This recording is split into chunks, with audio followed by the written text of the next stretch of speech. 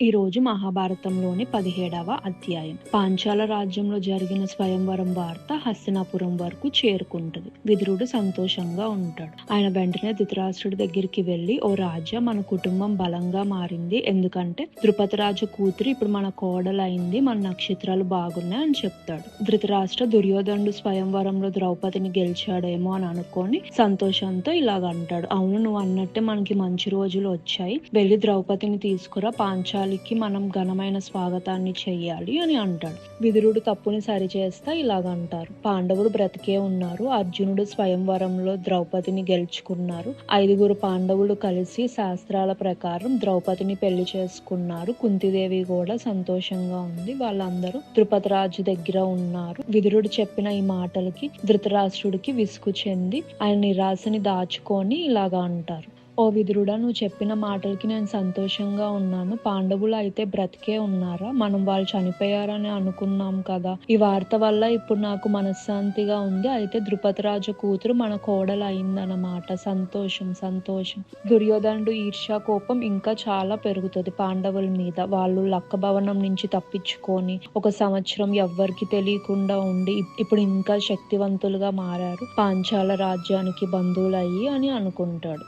దుర్యోధనుడు మరియు ఆయన సోదరుడైన దుశ్శాసన వాళ్ళ మామైన శకుని దగ్గరికి వెళ్తారు. ఆయనతో ఇలాగ అంటారు, మనం పురోచన మీద ఆధారపడి ఉన్నాము, కానీ ఆయన పాండవుల్ని ఏమీ చేయలేకపోయారు. ఆ పాండవులు తెలివిగా తప్పించుకున్నారు. ఇప్పుడు ఇంకా అదృష్టం వాళ్ళ వెంటే ఉంది. దిష్టధీముడు, శిఖండి కూడా వాళ్ళ మిత్రులు అయ్యారు. ఇప్పుడు మనం ఏం చెయ్యాలి అని అంటాడు. కర్ణుడు, దుర్యోధనుడు ధృతరాష్ట్ర దగ్గరికి వెళ్తారు. దుర్యోధనుడు ఇలాగ అంటాడు, నువ్వు చెప్పావు కదా విదురుడు మనకి మంచి రోజులు వస్తాయి అని అన్నాడని. మంచి రోజులు ఎవరికి వచ్చేది? మనకా లేకపోతే మన శత్రువులైన పాండవులకా? మనం వాళ్ళని ఎలాగైనా నాశనం చేయాలి అని అంటాడు. ధృతరాష్ట్ర ఇలాగంటాడు, నువ్వు చెప్పిందంతా నిజమే, కానీ విదురుడికి మనం ఏం ఆలోచిస్తున్నామో అస్సలే తెలియకూడదు. ఇప్పుడు మనం ఏం చేయాలి? నీ సలహాలు ఇవ్వు అని అంటాడు. దానికి దుర్యోధనుడు, నాకేం చేయాలో కూడా అర్థం కావడం లేదు, ఎలాంటి ప్రణాళికలు కూడా రావడం లేదు. సరే, మనం ఒక పని చేయొచ్చు. పాండవులు ఎలాగో ఒక తల్లికి పుట్టలేదు కదా, అందుకే ఆ కొడుకుల మధ్యన మనం శత్రుత్వాన్ని సృష్టించవచ్చు. అలాగే ద్రుపదరాజుకు కూడా బహుమతులు ఇచ్చి మన వైపుకి తెప్పించుకోవచ్చు. కర్ణుడు ఈ మాటలని వ్యర్థం అని చెప్పి నవ్వుతాడు. దుర్యోధనుడు ఆయన మాటల్ని కొనసాగిస్తా, అలాగైతే మనం పాండవుల్ని ఇక్కడికి రానివ్వకుండా చూడాలి. ఇక్కడికి వస్తే వాళ్ళు మళ్ళీ రాజ్యాన్ని అడుగుతారు. లేకపోతే మనం కొంతమంది బ్రాహ్మణుల ద్వారా ద్రుపద రాజ్యానికి పుకార్లు పుట్టించాలి. పాండవులు కనుక ఇక్కడికి వస్తే వాళ్ళకి ప్రమాదం జరుగుతుందని. అప్పుడు పాండవులు భయపడి ఇక్కడికి రానివ్వకుండా ఉంటారు అని అంటాడు. కర్ణుడు దుర్యోధనుడితో, నువ్వు వాళ్ళని భయపెట్టలేవు అని చెప్తాడు. దుర్యోధనుడు కొనసాగిస్తాడు, అయితే మనం ద్రౌపది పాండవుల మధ్యన ఏదైనా గొడవల్ని సృష్టించవచ్చు, ఒకరి మీద ఒకరికి అనుమానం కలిగేలాగా. దానికి కర్ణుడు నవ్వి, నువ్వు చెప్పేవి ఏది కూడా మంచివి కాదు. పాండవుల్ని మనం భయపెట్టలేము. వాళ్ళు ఇక్కడ ఉన్నప్పుడే రెక్కలు లేని పక్షుల్లాగా ఉన్నారు. ఇప్పుడు వాళ్ళు చాలా బలవంతులుగా మారారు. వాళ్ళని మనం ఏమీ చేయలేము. అలాగే ద్రుపదరాజుకు కూడా బహుమానాలు ఇచ్చి మన వైపుకి తిప్పుకోలేము. అలాగే ద్రౌపది కూడా పాండవులకి విరుద్ధంగా మారదు.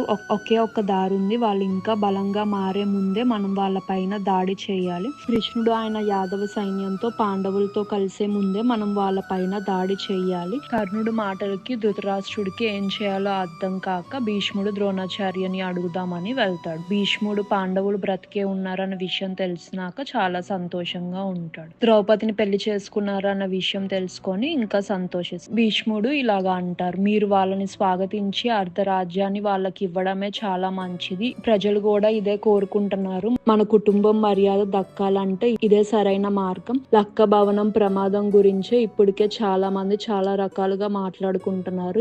ఇంకా ఎలాంటి చెడు జరగకూడదంటే పాండవుల్ని పిలిచి అర్ధరాజ్యం ఇస్తే మంచిది అని నా సలహా. ద్రోణాచార్య కూడా శాంతిని కోరుకుంటేనే మంచిది, అర్ధరాజ్యం వాళ్ళకి ఇస్తేనే మంచిది అని చెప్పి. కర్ణుడికి ఈ మాటలకి చాలా కోపం వస్తుంది. ఎందుకంటే ఆయనకి దుర్యోధనుడు అంటేనే చాలా ఇష్టం. ఆయన ధృతరాష్ట్రతో ఇలాగంటాడు, ద్రోణాచార్య మాటలకి నాకు చాలా ఆశ్చర్యంగా ఉంది. మీ దగ్గర నుంచి అంత ధనాన్ని మర్యాదని అన్ని తీసుకొని ఇలాంటి సలహాను ఆయన ఇచ్చేది ఒక రాజుకి అని చెప్తాడు. కర్ణుడు మాటలకి ద్రోణాచార్యకి చాలా కోపం వస్తుంది. నువ్వు ఒక రాజుని చెడు మార్గంలో వెళ్ళమని చెప్తున్నావు. ఒకవేళ నేను భీష్ముడు చెప్పిన మాటలు వినకపోతే రాబోయే రోజుల్లో అది కౌరవుల అంతానికి దారి తీస్తుంది. అప్పుడు ధృతరాష్ట్ర విదురుడిని అడుగుతాడు, అందరికంటే పెద్ద పెద్దవాళ్ళు అయిన భీష్ముడు మరియు గురువైన ద్రోణాచార్య చెప్పిన మాటలు మనం అంగీకరించాలి. పాండవులు కూడా మీ పిల్లలు లాంటి వాళ్ళే. దుర్యోధనుడు సోదరులు, ఈ విషయాన్ని మీరు గుర్తుంచుకోవాలి. పాండవుల్ని ఇబ్బంది పెట్టడం మంచి విషయం కాదు. అది మన వంశాన్ని నాశనం చేస్తుంది.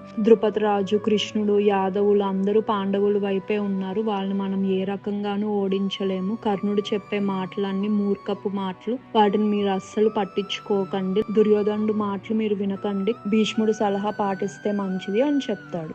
ఇంకా ఆఖరికి ధృతరాష్ట్ర కూడా అర్ధరాజ్యాన్ని పాండవులకి ఇవ్వాలి అని విదురుడిని పాంచాల రాజ్యానికి పంపిస్తాడు. పాండవులు మరియు ద్రౌపదిని తీసుకురమ్మని. విదురుడు ద్రుపద రాజ్యానికి వెళ్తారు. చాలా నగలు, బహుమానాలు తీసుకొని వెళ్ళి విదురుడు ద్రుపదరాజుకి నమస్కరించి పాండవుల్ని పాంచాల రాజ్యం నుంచి హస్తినాపురానికి ధృతరాష్ట్ర తీసుకొని రమ్మన్నారు.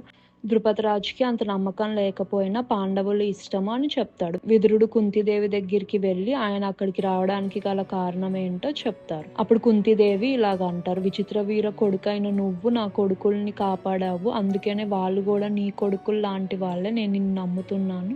నువ్వు ఏదైతే సలహా ఇస్తావో అది నేను చేస్తాను. అప్పుడు విదురుడు ఇలాగ అంటారు, మీ కొడుకులకి ఎలాంటి కీడు అనేది జరగదు. వాళ్ళు రాజ్యాన్ని చక్కగా పరిపాలిస్తారు. పదండి మనం వెళ్దామని ద్రుపదరాజు దగ్గర సెలవు విదురుడు, కుంతిదేవి, పాండవులు ద్రౌపదితో హస్తినాపురానికి వెళ్తారు. హస్తినాపురం అంతా పూలతో అలంకరణ చేసి చాలా ఘనంగా వాళ్ళని ఆహ్వానిస్తారు. అనుకున్న దాని ప్రకారమే పాండవులకి అర్ధరాజ్యాన్ని ఇస్తారు. యుధిష్ఠరుణ్ణి రాజు చేస్తారు. ధృతరాష్ట్ర యుధిష్ఠరుణ్ణి ఆశీర్వదించి ఇలాగా అంటాడు, నా సోదరుడైన పాండు ఈ రాజ్యాన్ని చాలా సుభిక్షంగా చేశాడు. నా సలహాల్ని కూడా పాటించాడు. నువ్వు కూడా అలాగే ఉంటావని నమ్ముతున్నాను. నా కొడుకులు చెడ్డవాళ్ళు, వాళ్ళకి గర్వం కూడా ఉంది. మన మధ్యన ఇంకా ఎలాంటి గొడవలు జరగకూడదని కాండవ ప్రస్థాన్ని మీకు ఇచ్చాను అని చెప్పవులు. పాడైపోయి ఉన్న ఆ నగరాన్ని చాలా అందంగా మారుస్తారు. అక్కడ చాలా రాజభవనాలు, కోటలు కట్టి దాన్ని ఇంద్రప్రస్థగా మారుస్తారు. ఆ రాజ్యం చాలా అందంగా, వైభవంగా ప్రపంచమంతా రాజ్యాన్ని చూసి మెచ్చుకుంటారు. అలా పాండవులు సంతోషంగా 36 సంవత్సరాలు వాళ్ళ తల్లి అయిన కుంతిదేవి మరియు ద్రౌపదితో ఆ రాజ్యాన్ని పరిపాలిస్తారు. ఏ రోజు కూడా ధర్మ మార్గాన్ని తప్పకుండా. ఈ రోజు అధ్యాయం గురించి మీరు ఏమనుకున్నారో కమెంట్ సెక్షన్ లో తెలియపరచండి. రేపటి అధ్యాయంలో మళ్ళీ కలుసుకుందాం.